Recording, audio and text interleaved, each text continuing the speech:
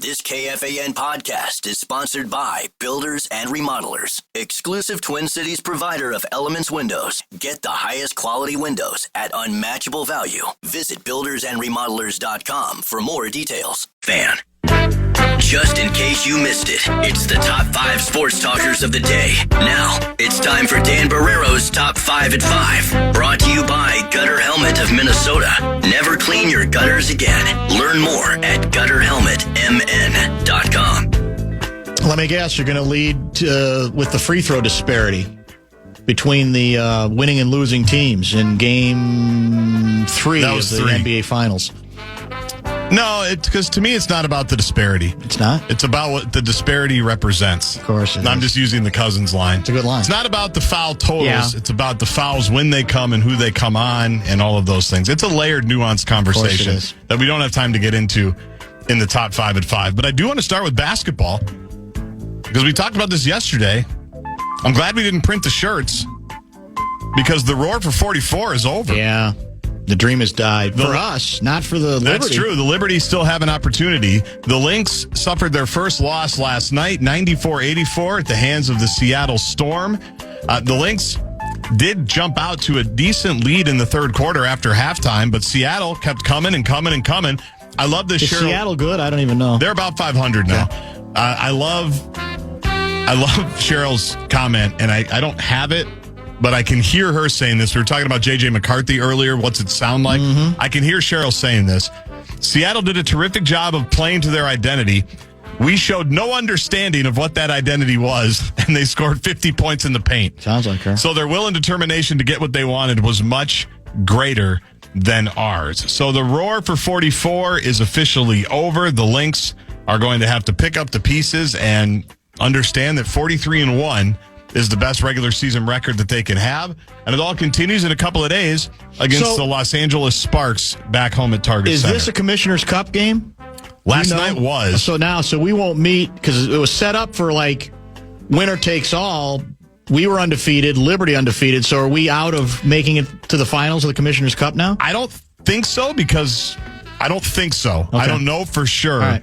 But the game on Sunday is also a Commissioner's Cup game against the LA Sparks. That's they are 4-7, and so that's also an important game in the Commissioner's Cup. But I don't know for sure. Maybe we'll do some research on that a little bit later in the show. But that's the deal there. Twins are not eligible for a Commissioner's Cup. They don't have one in baseball. The only midseason bit they have is the All-Star game, but they had a weird series against the Texas Rangers to wrap up a homestand. 2 nights ago, they lose 16-4. Last night, they win 6-2. Buck was mythic, right? It was another one of those games where he just takes over. Tape measure dong, among other things. In any form or fashion, like 467, had a diving catch that was ridiculous on a play that saved a couple of runs, added a double. Just a bunch of good stuff. The Twins were so inspired by that performance last night that they ended up losing 16-3, and you nailed it. The Rangers hit a season-high 6 home runs today. Bailey Ober giving up 7 of those 16 runs. So, as we look at the Twins standings, or the Twins in the standings, they are still in second place in the Central, a half game ahead of the Cleveland Guardians, but now 7.5 games behind the Detroit Tigers, and they will hit the road again against the Houston Astros, a series that starts tomorrow night. Yeah, I mean, the obvious concern is that Ober has pitched like part of the solution, and I'm not saying you give up on him on that basis, but he has come back to the pack a little bit at a time where the Twins' margin for error in the starting rotation has been dramatically reduced. The reinforcements that we've tried, including most recently, I think, Simeon Woods-Richardson, that was 2 nights ago, not very good. Who pitched last night? Do you remember? Festa, wasn't it? Was it Festa last night? Yeah. Okay. Well, we won that game. So you have the combo platter of this is not a really great, consistent hitting club that was counting on its starting pitching, and you can't count on the starting pitching anywhere near as much. And if Ober is going to start struggling, then you really have a problem. U.S. Open leaderboard, one of your favorite courses, Oakmont, Pennsylvania. I've heard of nobody on this leaderboard. That's not true, but not very many. JJ Spawn, an American, is your leader. A 4 under 66 today. Thurston Lawrence, 3 under par. Soonjae Im, 3 under par. Rasmus Niergaard Peterson, never heard of him. He's 3 under par. Siwoo Kim is 2 under par, as well as Cameron Young, the group at 2 under. A whole host of other golfers, including Jordan Spieth and Jon Rahm at 1 under.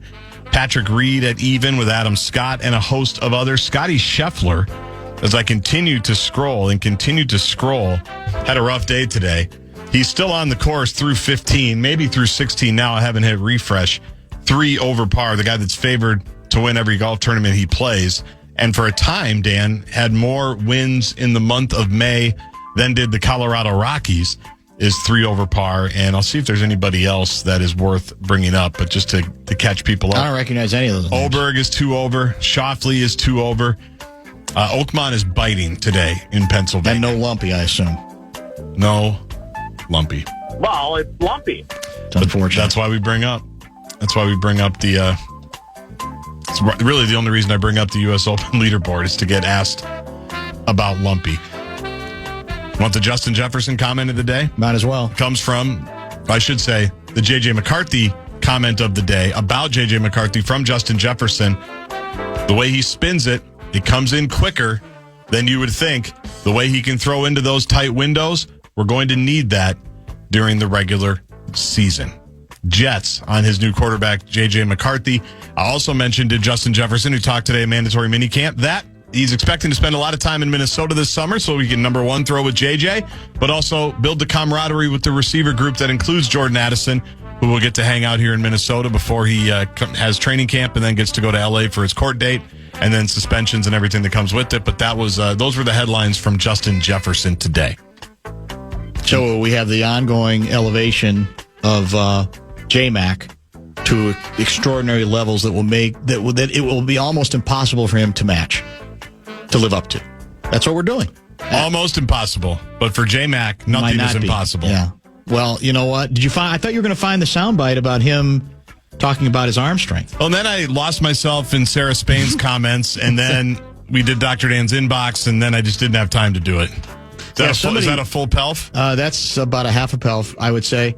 Somebody mentioned via during the Spain conversation, Dan, that's the first time I ever heard your conversation with someone who out-conversationed you. I said, well, that I didn't mind it, actually, because then I could just sort of sit back a little bit. It means it's a good conversation. You could recreate, shall we say. Last night, the Indiana Pacers, with an emphatic, impressive Game 3 victory, they outscored the Oklahoma City Thunder 32-18 in the fourth quarter to seize control, for now, of the NBA Finals. They lead 2 games to 1. Rick Carlisle will tell you to calm down a little bit. Well, here's the stat. The truth cannot be controversial. 80% of the teams in the Finals that win Game 3 when it's tied 1-1 win.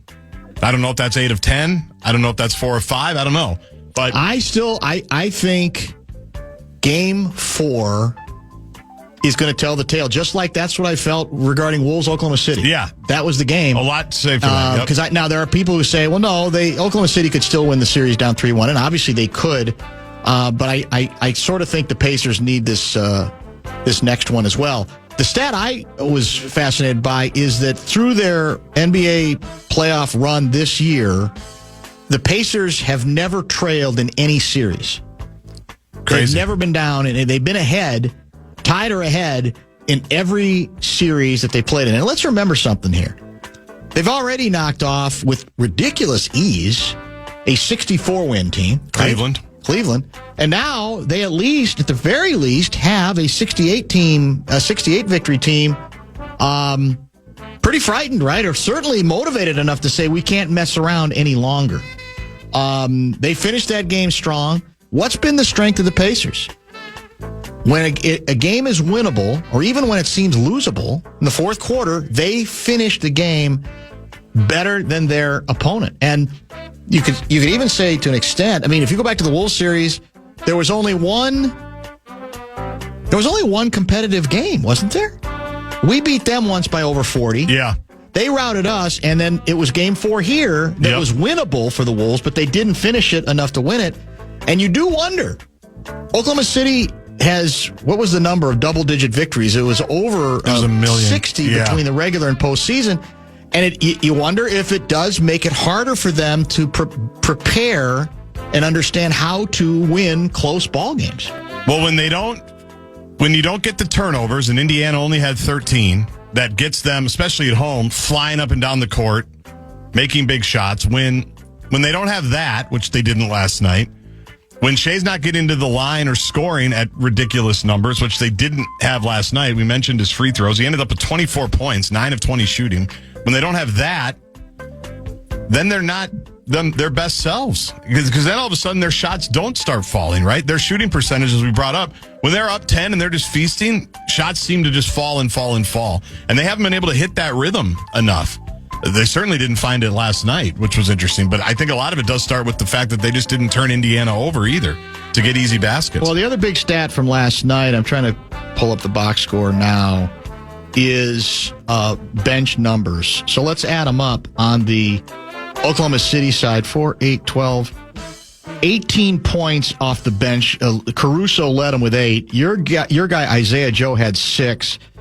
They had 18 points total. Pacers off the bench, well, let's see. 8 for Toppin, 10 for TJ McConnell, who was brilliant as an energy guy. Yep. And 27 for Mathurin. That was a play. That was awesome. Benedict Mathurin, 27 points on, what was he from the floor? 9 for 12. Yep. And another 4 from Ben Shepherd. So what's that math? 18 and 27 is 45? Yep. Plus 4. Plus 4, that's 49. So that went a long way. Look, the Pacers bench is legit. Mathurin's had a couple of 3 games in this run where he's been ridiculous, right? He's been very, very good. And the Halliburton stat held up. We nailed it. We talked about it yesterday and passed it along, that when he scores 20 more points, 20, not 30 or not 25, 20 or more, the Pacers never lose. When he's under 20, they're at best a 500 club. And so he didn't score at will, but he got over 20. He had 22 points. He had 11 assists. And he had a much more active, one would say, ball game as well. So game 4 is in a week and a half, right? If I pull up the schedule, it's Friday night. Friday night, That's actually. not too bad. This time it's not too bad. Friday night, tomorrow night, 7:30. So there you go. That's the game. All right, we got Russo Radio at the bottom of the hour to get to. Man, oh man, there's a lot. There's a couple Wolves items that we haven't discussed yet. We've got A-section material to get to as well. We're going to try to wedge her all in before 6:30. Stay tuned. I would say, a lot of it just comes with the stigma of playing at Michigan and, not throwing the ball a lot. But at the same time, it could be my frame. And, they don't see a 6'5", 240 guy. So how can he throw at 61 miles an hour at the combine and all that? But at the end of the day, it's going to show up. And, the people that know. And, I think it's just, the situations I've been in and maybe, not passing the eye test for some people. J-Mac earlier today. So I said it with more bravado. The people who know than he did. He kind of threw it in. He didn't run from it, but I wouldn't say he was peacocking with it, would you? I thought it was pretty understated in his case. I think so, yeah. That's a fair read. So, in any case, that's a callback to a challenge I issued to Gaardsy earlier. All right, a couple directions to go here. Let me get this out of the way at the risk, of course, of offending 50% of the audience, as I was told yesterday. Hey, me too. Good luck. Donald J. Trump today.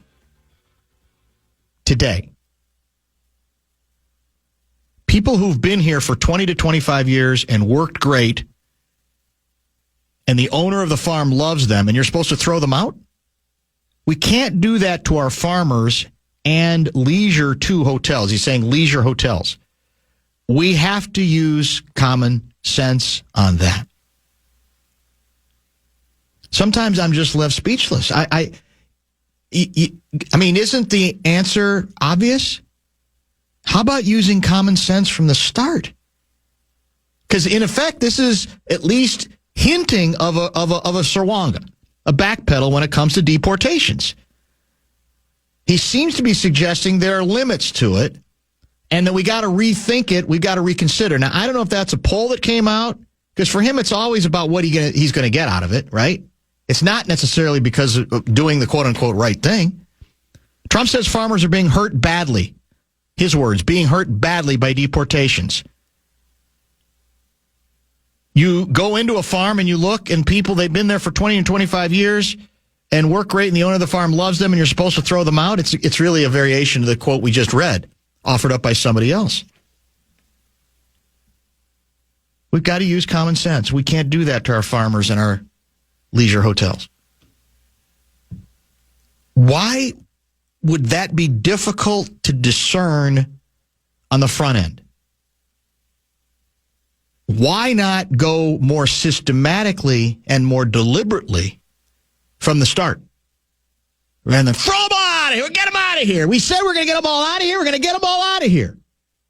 Because this would seem to indicate that he believes, and this is my challenge to his biggest fans, that he believes that the approach that was being taken doesn't really make a hell of a lot of sense. That you end up hurting industry in ways that you don't need to. And it would even seem to acknowledge, is it also not him acknowledging that it's more, he's been trying to get rid of more than just criminals? Right? Doesn't that seem to indicate that he realizes that our policy was so broad, we weren't even really making distinctions? That many of the people that we were saying, if they're not legal, they're illegal, get them out of here. That he was not all that interested in whether they were committing crimes, whether they had any crimes on the books, or they were suspected of anything. Am I missing something? Isn't that true? I don't think you're missing anything. It's just, you just sort of roll your eyes and you shake your head and go, yeah, common sense. Who'd have thunk it? So I'm curious to who got to him, right? I mean, was it somebody with a poll? Was it, somebody who said, wait a minute, now these are some of you're running the risk here of losing some of your voters? I don't know. But what I'm saying is, if this was a revelation, you say, well, there was no way for him to know it.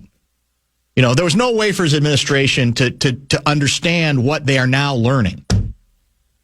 Well, this isn't complicated. And this is stuff that people had warned from the beginning regarding being as indiscriminate as the policy, as laid out in a very good news piece by Wall Street Journal, was being transformed into.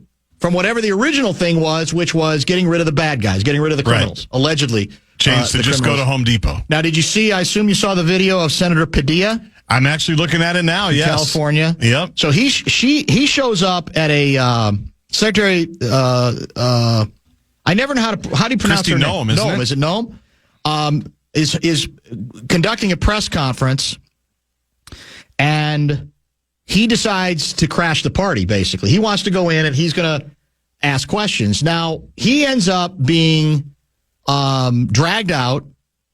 He then is brought down to the ground. He ends up getting handcuffed. He said afterwards he was not arrested and that afterwards he was not detained. And I thought I saw, who's the guy who used to work for Obama? Is it Rahm Emanuel? I thought I saw Rahm Emanuel being interviewed in reaction to all this. He was a former, I think he was chief of staff for Obama at one point. I thought he said that later Noem and Padilla met. And because I thought his comment was, well, if they met, the thing that should have happened is they should have then had a press conference together, because the look is awful. Whatever you think of the Sharks or the Jets, a U.S. senator being brought down to the ground, dragged out, and handcuffed is an awful look. And this stuff, there's no way to try. I'm going to try to be bipartisan about this, in a sense. Every time one of these, now this again was, nothing happened to him. He's not hurt. But do you not feel we're edging closer and closer to something really bad happening in this regard?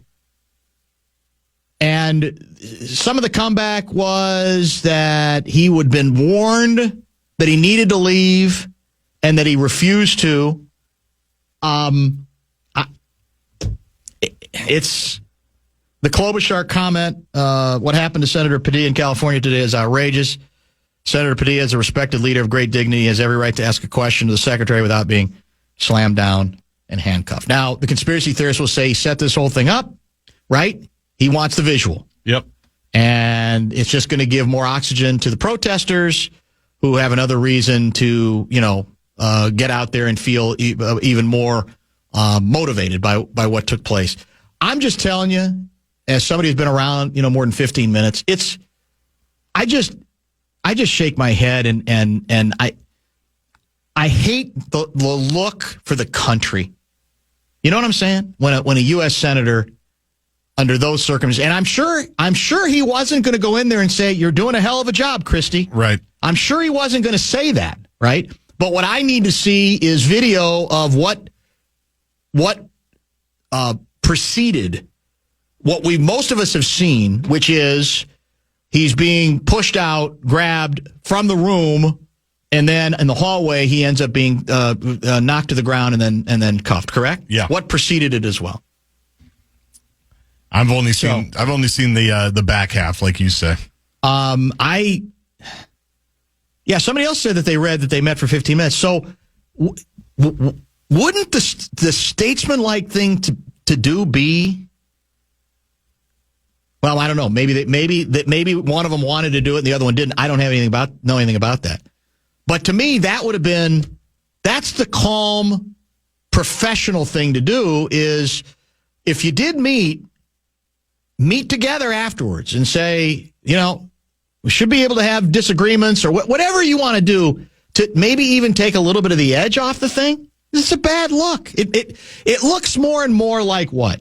There's always those comments about banana republics where you feel like there's a new government every 15 minutes or there's brawling in the legislative chamber, whatever the case may be. And we like to think we've been around more than 15 minutes and we've had our battles and we've had our ups and downs, but that we're not going to resort to the level of exactly what took place in this case. In any case, those are the two A-section items I wanted to mention. I'm still, like I said, stunned by, because every week we get texts here about the deportations. That's what I voted for.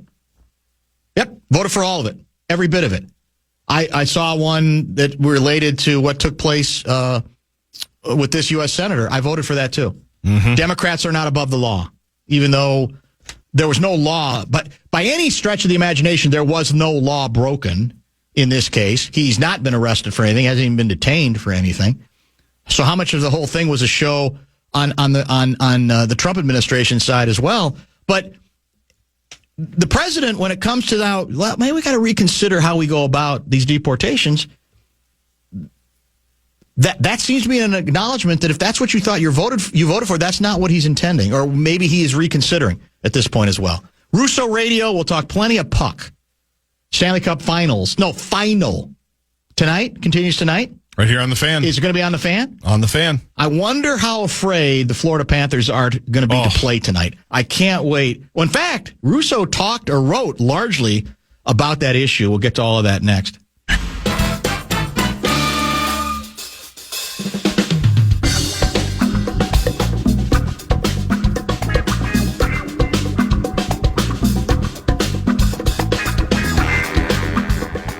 Well, it was Lou Nanny's birthday just last week, wasn't it?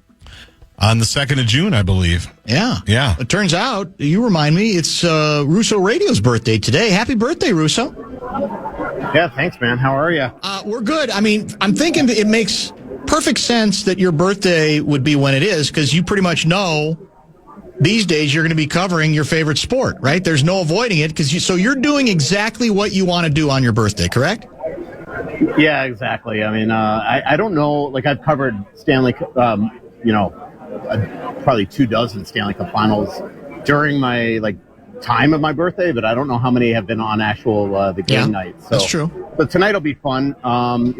Yesterday we had a great dinner. A bunch of us went to an awesome Italian place here. That's the first time I've ever been there, and it is the biggest scam in hockey, though, because every single year that's my birthday, my colleagues buy me dinner. So yeah.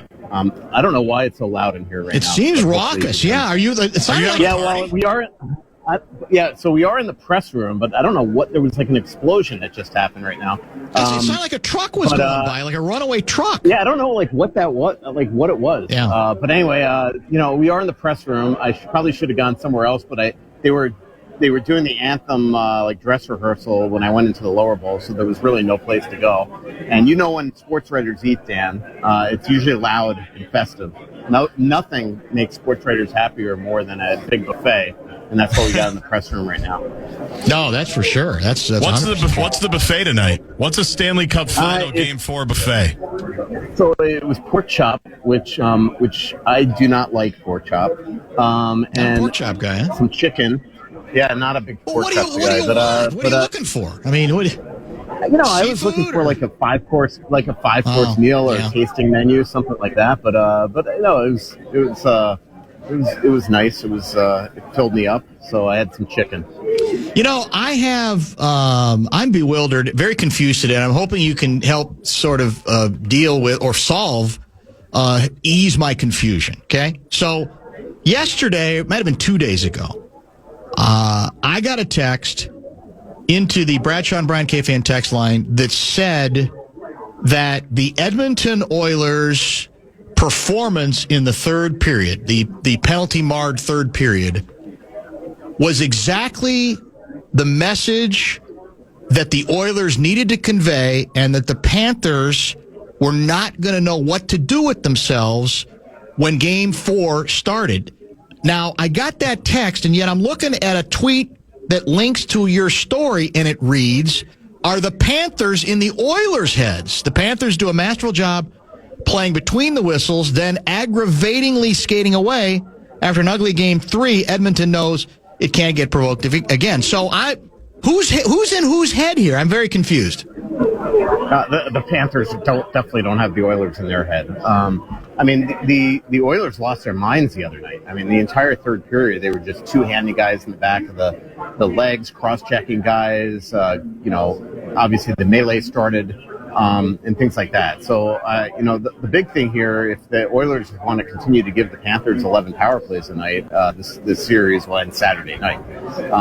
So I just think the problem, the Oilers took 4 penalties in the first period. Yeah, as you pointed out. A bunch in the second. Yep. They played a horrendous second period for the third game in a row. And then when the game got out of hand, like often happens in playoff games, you start sending messages for the next game. But the one thing from covering the Panthers the last 3 postseasons, but especially the last 2, and certainly against Carolina, is the Panthers have this just innate ability, and it drives people crazy because it's guys like now Marchand, Bennett, Kachuk, Ekblad, of doing all the stuff between the whistles to get you to erupt after the whistles, and then they just skate away. Like, remember, Sam Bennett a couple of years ago was known as one of the dirtiest players in the league, and there he is getting, Frederick is trying to engage him and cross-checking him and punching him in the head and all this stuff, and he's just skating away with it on his face, and that triggered the melee, and it just drives, you know how it is. Like I remember when I was mad at my brother as a young kid, and I get so angry, and he would just walk away and not even care. It would drive me absolutely crazy, where I would want to beat the heck out of him. And that's what the Panthers seem to do to a T. It's a masterclass of mental warfare, and they do a really good job. Now, if tonight's playoff game is completely out of hand, the Panthers are going to do the same thing to them. But this is just something that happens in playoff games. But the other night was very, very different. And really right now, I just think that the Oilers, just tonight, the one thing they got to do at the very beginning of the game is stay out of the penalty box. And then if this game gets, they've got to know right now that the Panthers are going to try to provoke them throughout every minute of this game between the whistles. And if they're going to start trying to do what they did again after the whistles, it's going to create a lot of parades to the penalty box. All right, let me, I think you and I have discussed this before, but why is it that this continues to be the only major sport that during the playoffs still seems to sort of nod its head and say, yeah, third period, game out of hand, it's going to happen. Because it still, to me, is unnecessary. I don't think it's a particularly professional look, and there's less of it, I think we'll agree, than there used to be, as Louis reminded me. It's more, much less. But I still guess I don't understand why. Because, again, in an NBA game where somebody's up 30, you don't see open warfare like this. You don't see it in football. I know the sports are different, and you're on skates and all that. But I don't understand, and apparently Gaardsy had a major brawl with the hockey community the night of when he apparently tried to get them going in that regard as well. So is anybody in hockey, does anybody get bothered by that and say, no, we don't need to do this at all? Or is it, nope, it's just going to happen every once in a while? Well, you are right. The league almost allows it. It's beyond belief that stemming from all that madness the other night, there were a couple $5,000 fines, and one was squirting water on the other bench. Come on. Guys are breaking sticks over other people's bodies or two-handing guys in the back of the knees. John Klingberg held Matthew Tkachuk's head so Jake Wallman should go to town on him. To me, Klingberg should be in trouble for that. If I were the league, I would start handing out fines left and right. But, these are multi-million dollar athletes. I don't know if $5,000 fines are going to alleviate anything.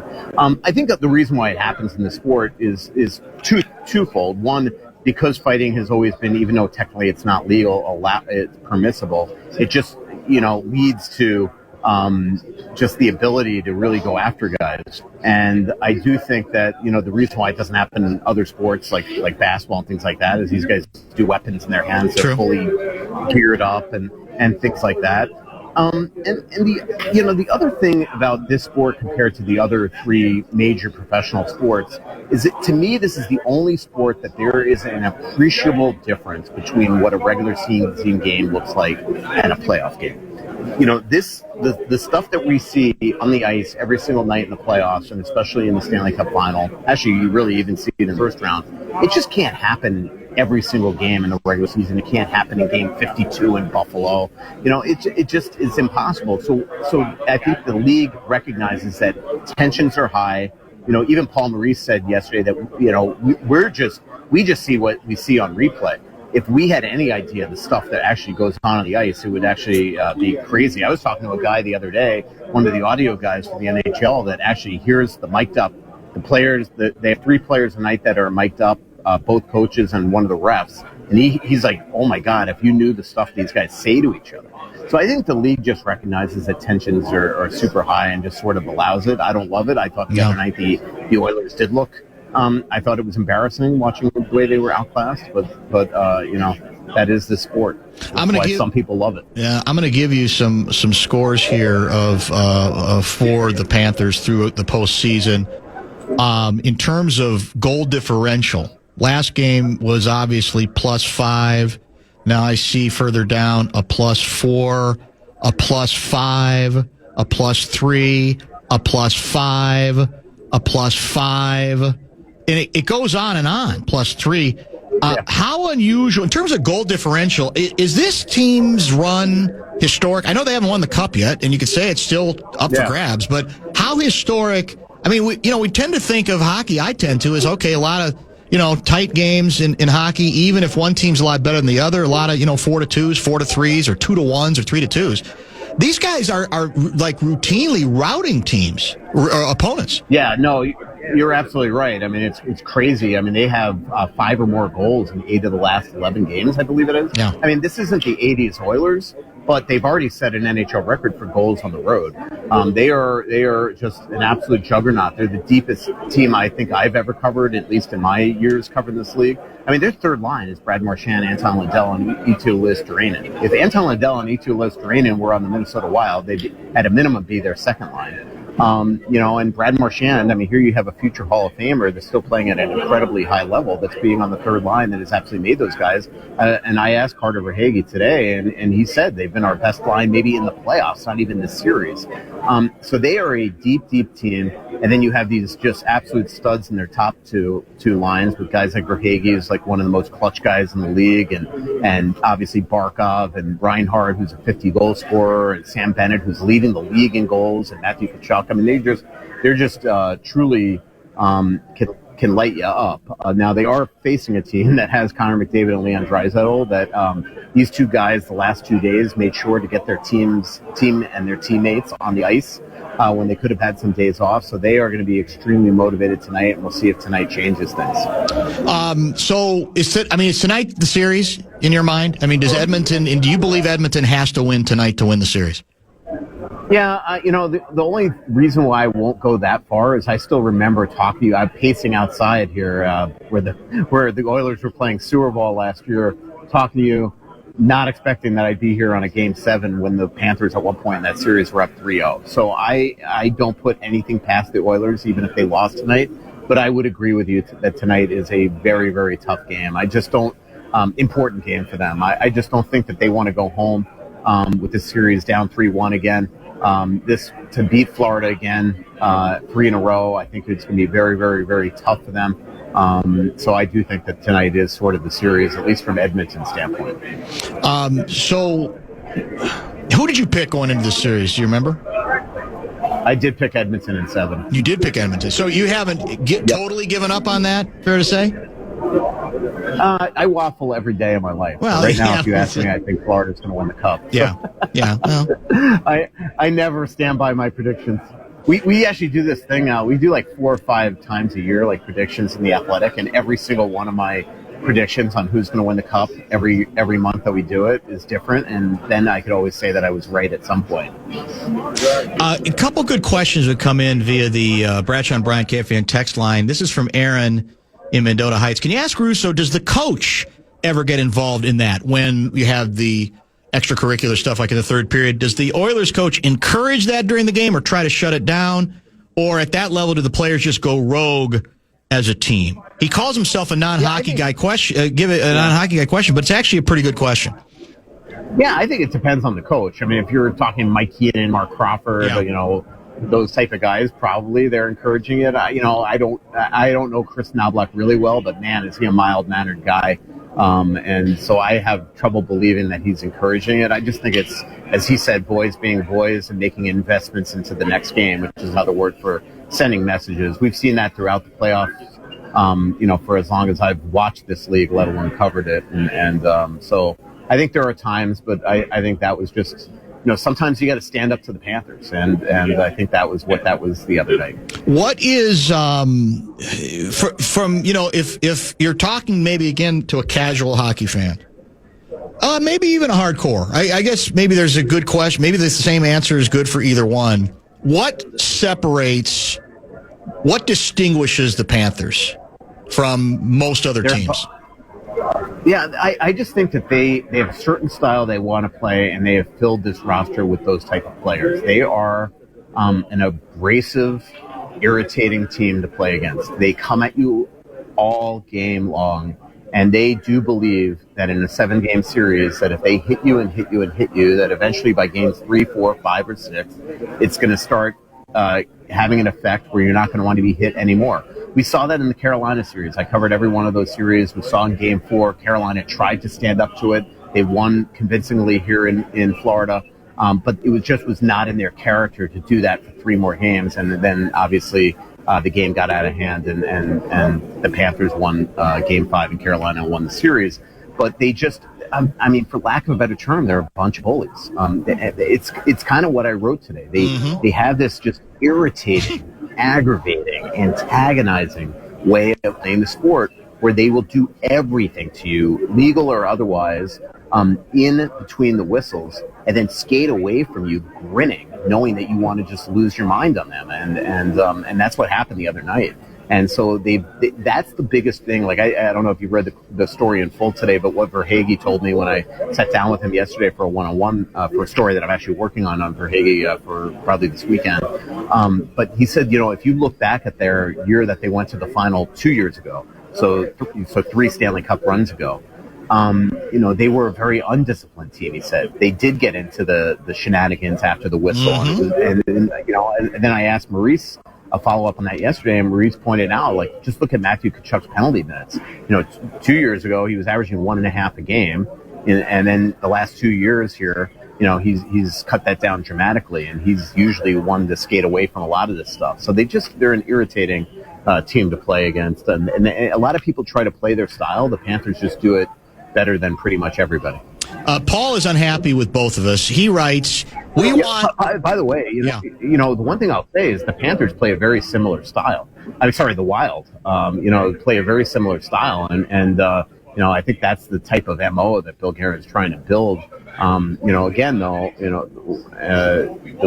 from a personnel standpoint, they don't have the same type of players, so you just can't play it as well. Carolina tries to play that style, but it's not just in their character to do it consistently, 82 games, 60 minutes a night, and then throughout the playoffs. Paul says, "We want Wild info and answers, not interested in pontificating on the Oilers-Panthers." So do you have any Wild info and or answers for us today? Well, Marco Rossi is the biggest thing right now, and this is actually not going to be too different of an update as the last time you and I spoke earlier in this Stanley Cup Final. Yeah. They are trying to trade him. They are not talking contract right now, but the one thing that I am getting the impression of from talking from both team sources and myriad league sources is that there is a lot of tire kicking going around league-wide. And right now, it seems like everybody wants to add and nobody wants to subtract. And if that is what happens with Marco Rossi, I think Bill Guerin's got a bit of a problem on his hand, or maybe not a problem, but maybe a solution. And you don't trade him. And the way to get it, because the one thing that Bill has made it extremely clear to me about Rossi or anybody else on the roster is that he doesn't want to make his team worse. And we know that Marco Rossi scored 24 goals last year and at 60 points. And when he says that he doesn't want to get worse, it means that he is not interested in trading Marco Rossi for a first-round pick and a prospect unless he knows that he's got another deal that he could probably flip that first-round pick to. He wants a player for Marco Rossi, right, or for anybody else that he trades. And if nobody's willing to subtract, it creates a bit of a problem. I think there is a lot of interest in Marco, but I do think that right now there has been nothing enticing to him and probably a lot of futures, and I don't think that he wants to do that right now. So I think that the one thing, I've been saying to you for this would be probably the little bit of the update, and part of this is speculation, part of this is informed speculation. Is I know that Marco Rossi has no interest in a bridge deal anymore, because he doesn't sort of trust that if he's on the third or fourth line, that he's going to be able to maximize his earnings and his potential in the next couple of years, and then in turn maximize his earnings in his next contract. But if the Wild offered him a 2-year deal, a 3-year deal in the $6.5 million range, and then Marco began to believe, well, they're not paying me $6.5 million to play on the third or fourth line, I am going to be able to fulfill my potential and get that next big contract. That might change his mind. So right now, the Wild's last bridge deal was a 2-year deal below $5.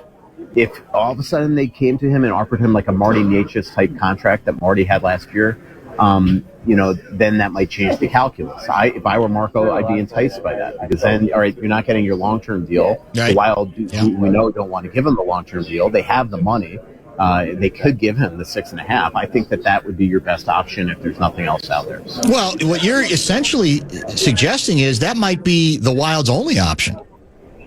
I really do think that might be, because right now, there's a lot of top 2 center names out there that I don't think are available. Like Elias Pettersson, we know the Vancouver Canucks want Marco Rossi, but I don't think they want to trade Elias Pettersson. So if that's the case, that doesn't give you an upgrade if you're the Minnesota Wild. I'm sure they have called the Islanders to ask about Bo Horvat and Matthew Barzal with the new GM there, Matthew Darche.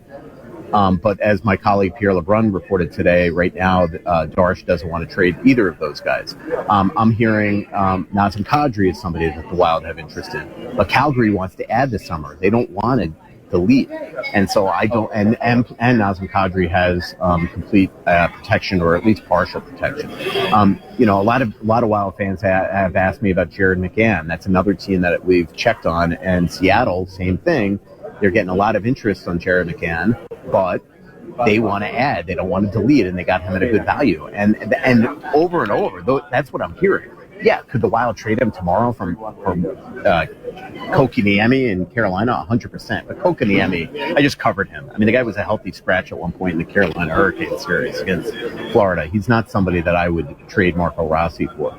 And so if I don't like him, my guess is that Billy doesn't like him. So I just don't see a lot of like sexy names out there, and we know the free agent crop isn't good. So to get to your point on maybe this being the only option, I don't want to go that point yet, because look, nobody wants to pay prices right now. Yeah, maybe right. If they get closer to the draft, Billy can get what he wants.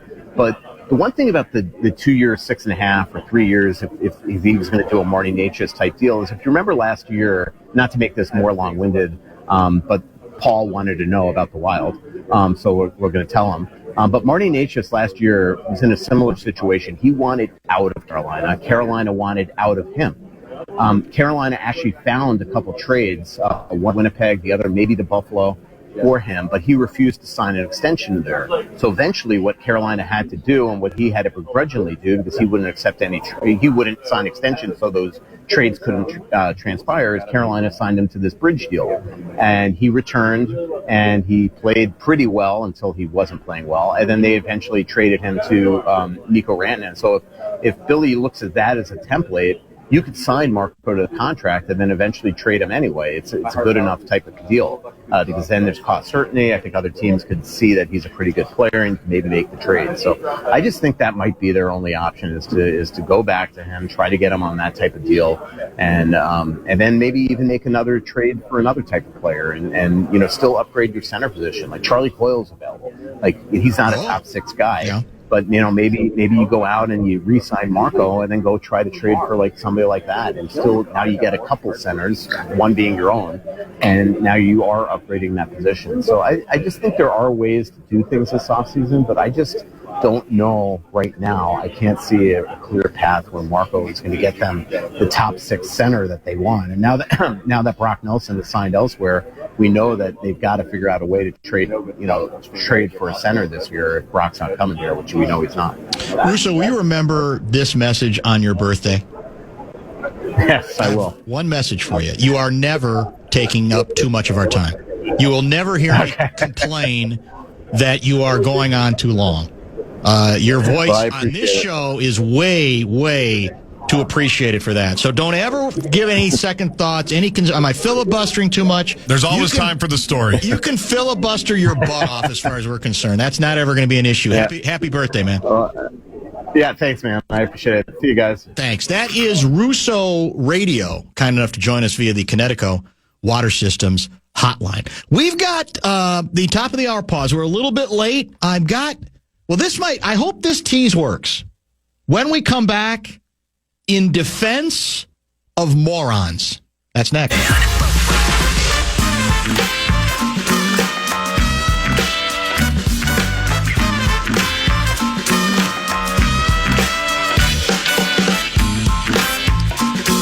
In defense of the morons. That's kind of a pejorative term, I think. Moron, wouldn't you say? Most people aren't going to look upon that as it's kind of a vague term, not favorable. Yeah. But I'm going to try, at least to an extent. And in this case, the morons I'm talking about, well, I'm not necessarily describing them as morons, but a lot of people. Many people are saying in this. the basketball community are. Bet you I surprised the Sharks and the Jets on this one, because I'm sure they thought, well, there he goes again. We're hearing, especially as the Pacers move one step closer to perhaps winning their first NBA title in the history of the program, right, of the team. Seems impossible. In the NBA. Seems impossible given that in 49 other states, it's just basketball.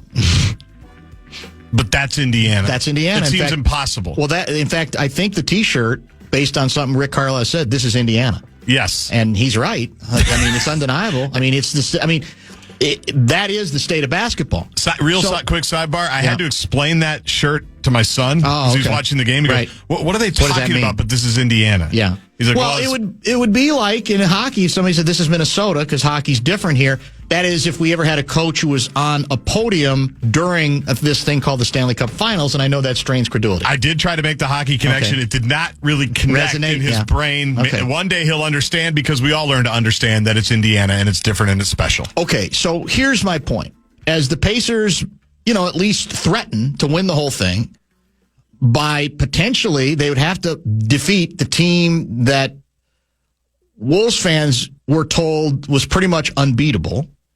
There has been a bit of a drumbeat among some for let Finch go to New York. Right. Grant permission. Let him go there. We're stuck. We're kind of stuck. I mean, what is it that Rick Carlisle knows that Chris Finch doesn't?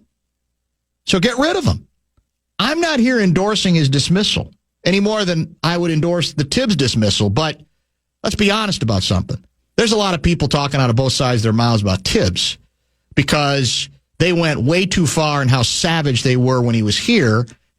Tom Thibodeau can coach, boys and girls. That's the bottom line. He can. He may have his limitations, but he's a damn good coach who did not deserve to get fired in New York. And on the way out the door, some of the stuff that was reported and rumors about throwing, it just got idiotic in the effort to say, well, here's why. Nobody ever had any joy here. There was never any fun here. I don't even want, that's another tangent. I'm gonna run out of time here.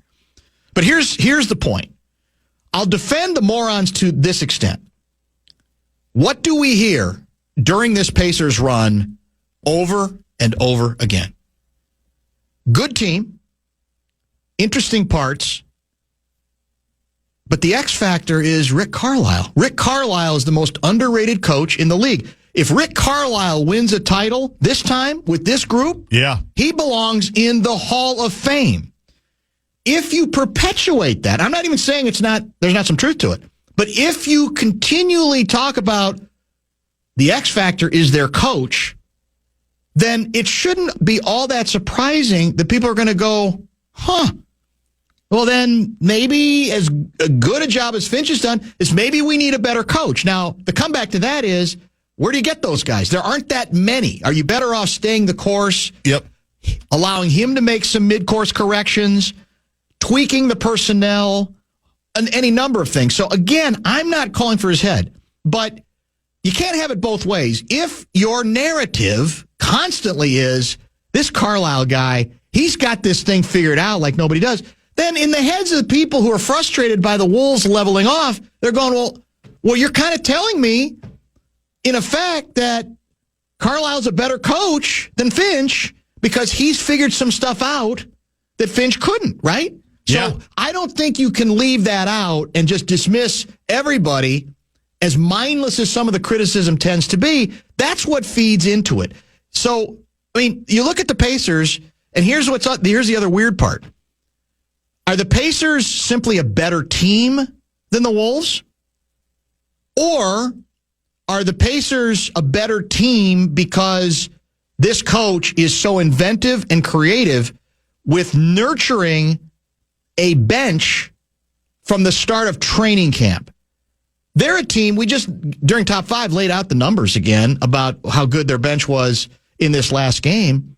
They're throwing people out there scoring 25 points that half the league has never, casual fans have never even heard of. Right. This Mathurin character? Yeah. Correct? Yep. So that has Thomas to be... Bryant, nobody even knew he was on the team. Thomas Bryant, exactly. He was on a 10-day even like 2 months ago, That's right? it. That's exactly it. But he figured out how to use them. And again, part of the Pacers do not have top-end star talent like several other teams that they're knocking off, I don't think. Agree. They may have better talent 1 to 12. Yep. And that matters too, and that's why you got to be careful just making about your top-end talent. But the league, I mean, the generally speaking around this league, people talk about, well, you got to have your 1 and 2 guys have to be unbelievable, right? In effect, that's what we're told. They may be doing it a different way, and they may be in part doing it a different way because they've got a coach who's figured some stuff out. So that's, I think, where some of the frustration gets done, where the folks dig in and say, well, wait a minute, you guys told me that Oklahoma City is unbeatable. And they don't look unbeaten. Now, they haven't lost yet. We have to remember that. They can still win the series. Right. But they certainly don't look unbeatable at this point. And you go, so I'm scratching my head. So what are we saying? Are we saying that Oklahoma City isn't quite as good as we thought? Is it the Wolves aren't as good as we thought? Because I was definitely in the group that thought the Wolves were going to beat Oklahoma City. You were too. I was. And they didn't come close to doing that. No. The Pacers are obviously a lot closer to actually pulling that off. If they win at home this next game, they will be up 3-1 in the NBA Finals. So I guess what I'm saying is you got to be careful if you push certain stories and themes. Because if you push them, then you can't be surprised that people are going to notice and are going to go, well, it sounds to me like you're saying the difference really is the head coach. And does he have, like, in fairness to him or to the franchise, is it more that the general manager of that club, the front office people have done a better job building a roster that's much, much deeper? And that's the other chicken or egg thing. Or is it, then let's say the Knicks, then Tibbs, because that's the big rap on Tibbs, even more than Finchie. Finchie's not, I don't think, great at nurturing a long bench. I don't. We talked about that from the start of the season, as good as this ended up being. Tibbs is seems even less interested in the bench. But it's the chicken or egg. Is Tibbs less interested in the bench because he doesn't have people capable of doing the things that the Pacers bench guys do? Or do the Pacers have more guys who can do more because from the beginning of training camp, Carlisle has either identified we got some possibilities if we play them. If we check the box score, the minutes played last night, it'll shock you. I think the among starters, the most minutes any Pacer player played was like 29. I might be exaggerating a little bit, but you can look it up. So that's what makes this, I think, it's a little too easy to dismiss, quote unquote, all of the pitchforks and the morons about, who are screaming, as absurd as it sounds, for a new coach. If you make the coach as big a deal as many media members are regarding the Pacers, then you can't be surprised that everybody's like, you want that? Well, I want that. Well, let's keep searching until we find our Rick Carlisle. I'm going to throw a couple embers on this fire. Okay. But first, I'm going to say one thing I think Carlisle has in an advantage to kind of knowing roles and knowing options and things is this Pacers team is more or less, if you look at the roster from a year ago, pretty much the same team that won the Emirates NBA Cup, right? And was a good team until they weren't. They made the conference finals a year ago, let's remember, they blew game one. They should have won the first game. They ended up, I think, losing in, was it 4 or 5? Yeah. But they should have, to the Celtics. They were actually early competitive in that series as well. So he's had, in defense of Finchie, I do buy into the Conley narrative that we've blown up the team twice in 2 years, and he's had to figure all that out. True. So he's had to deal with, I think, more of that. However, one thing that I do think is worth monitoring is Finchie even acknowledged at some point this year, he felt like they completely blew the Dallas series a year ago. Said we had the wrong plan. We had the wrong plan straight out. Now, it's hard to criticize. Would it have mattered? Yeah. It might not have mattered, right. And you don't want to criticize a coach for being honest. Yeah, and I actually appreciate that about him, that he doesn't think he always has all the answers. But even in the Oklahoma City series, when they spent games 1 and 2 trying to be the Denver Nuggets playing zone, when the Wolves have never been a good zone team, right? And they basically said, we overthought it. We outthought ourselves. We saw that Denver was doing this, so we thought we'd try it too. And it obviously didn't work because we're not Denver. Right. Like, those are things to remember. Yes. So I'm obviously, I'm a Finchie guy. I do buy into when you blow up the team like they did a couple of different times. You have to factor that in. It is hard to do it, and obviously now Carlisle has done it here in year 2 with this group. He's been there longer, but he's had this core for longer, and they've gone around further than they did a year ago. And, there's another mitigating factor. Let's get pause. to it after the break. We're going to have like 2 minutes. We're only going to have a couple minutes. We'll try to wrap this up when we can. Show Wrap is presented by American Pressure, commercial-grade pressure washer since 1975. It's the bumper-to-bumper Show Wrap. Thank you, Sarah Spain, who joined us in studio for what turned out to be I think, pretty good hour of discussion. That was between 3:30 and 4:30. She's a part owner of the Aurora. Big game tonight, right? Yes.